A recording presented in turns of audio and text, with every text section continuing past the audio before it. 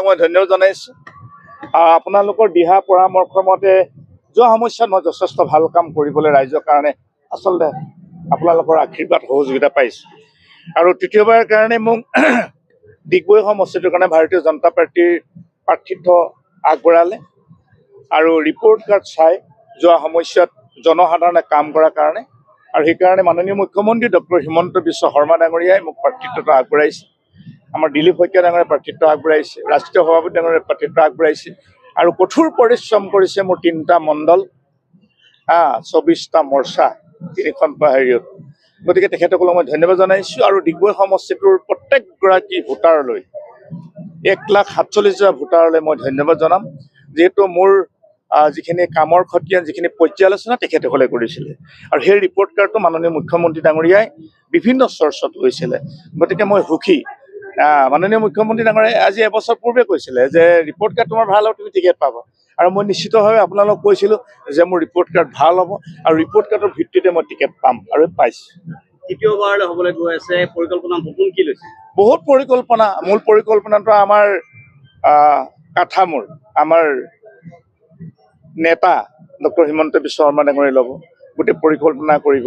ডিগবৈ সমষ্টিটো নতুনকৈ আমি আকৌ কিছু যিবিলাক সমস্যা থাকি গৈছে, আমাৰতো সমস্যা আমি বহুত নাইকিয়া কৰিলোঁ। যোৱা সমস্যাত মনোহৰ ৰাস্তা বনাইছোঁ ডিগবৈত, তাত আপোনালোকে কেঁচা ৰাস্তা বিচাৰিব লাগিব, পকা ৰাস্তা ইমানে বনোৱা আছে।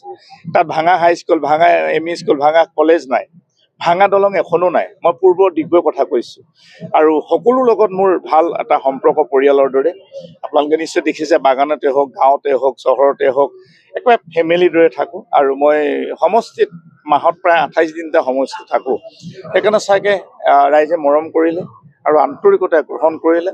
আৰু সেইকাৰণে কৈছোঁ, অহা দিনবিলাক যিখিনি বাকী আছে আন্তৰিকতাৰে কাম কৰিম আৰু যোগ্যতাৰ ভিত্তিত যিবিলাক কাম কৰিব লাগে, যিবিলাক আঁচনি দিব লাগে, সেই আঁচনিখিনি দিয়া হ'ব।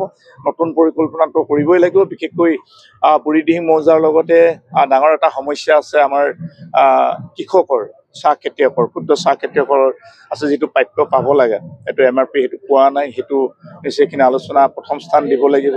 ডিগবৈ চহৰৰ বিশুদ্ধ খোৱা পানীৰ অকণ সমস্যা আছে, যিহেতু তাত পানী নাই, আপোনালোকে জানে। তাৰ পানী এটা প্ৰজেক্ট বহাই থকা আছে, অলপ বন্ধ হৈ আছে, এইখিনি আমি পুনৰ জীৱিত কৰিব লাগিব। আৰু নতুন যিটো আমাৰ তেল অইল হেৰি আছে ৰিফাইনেৰী, সেইটো এক্সপানশ্যন কৰা হৈছে আৰু এক্সপানশ্যন কৰাৰ পিছত নিশ্চয় অহা দিনবিলাকত নতুনকৈ আৰু চাকৰি কিছু ওলাব আৰু আছে আৰু নিশ্চয় কৰিম আমি। ডিগবৈ বিধানসভা সমষ্টিত বিৰোধী ভূমিকা কেনেধৰণৰ? মইতো এতিয়ালৈকে বিৰোধী দেখা নাই। মোৰ সম্পৰ্ক দুজনমান পকাই উঠিছে বুলি গম পাইছোঁ। এতিয়ালৈকেতো নমিনেশ্যন দিয়া নাই, দুলাল কাই আৰু লক্ষেশ্বৰ কাই। গতিকে এতিয়া লক্ষেশ্বৰ কাই মোক আশীৰ্বাদ দি গৈছে, শুভেচ্ছাটো তোক দিছোঁ, তই চিন্তা নকৰিবি। দুলাল কাই আজি দুদিনৰ আগতে মোক শুভেচ্ছা দিলে, কণ্টেষ্টটো কৰিছোঁ, কিন্তু চিন্তা নকৰি জয়ী তয়ে হবি। গতিকে তেওঁলোকৰ বিৰোধী আগতীয়াকৈ মোক শুভেচ্ছা জনালে। আৰু সেইকাৰণে কৈছোঁ 50,000তকৈ অধিক ভোটৰ ব্যৱধানত জয়ী হ'ম এবাৰ। 2016ত 14,000 লিড বাঢ়ে, তাৰমানে 2021ত 28,000, এইবাৰ 54,000 হ'ব লাগে, 54,000 হ'ব লাগে, ডবল হাফ চেঞ্চুৰী পাছ হ'ব লাগে এবাৰ। আৰু সেইখিনি ক্ৰেডিট ৰাইজৰ। তাৰমানে মই কষ্ট কৰিছোঁ, কিন্তু ৰাইজে সেইখিনি সহযোগ কৰিছে। গতিকে মই একদম কোটি মোৰ প্ৰত্যেকগৰাকী দলীয় কাৰ্যকৰ্তা, মণ্ডল, মৰ্চা আৰু বিশেষকৈ মই ক'ম গুৰুক মই বিশ্বাস কৰোঁ, ঈশ্বৰক বিশ্বাস কৰোঁ।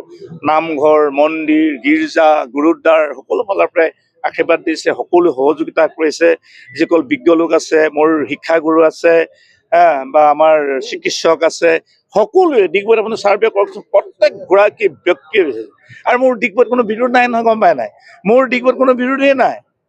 মোৰ দলৰ ফালৰ পৰা বিৰোধ নাই, সাধাৰণ জনতাৰ ফালৰ বিৰোধ নাই। মোক ইমান মানে আঁকোৱালি লয়। এইটো বিৰোধ বেলেগৰ পৰা আহে, বেলেগ এইবিলাক নকওঁ আৰু।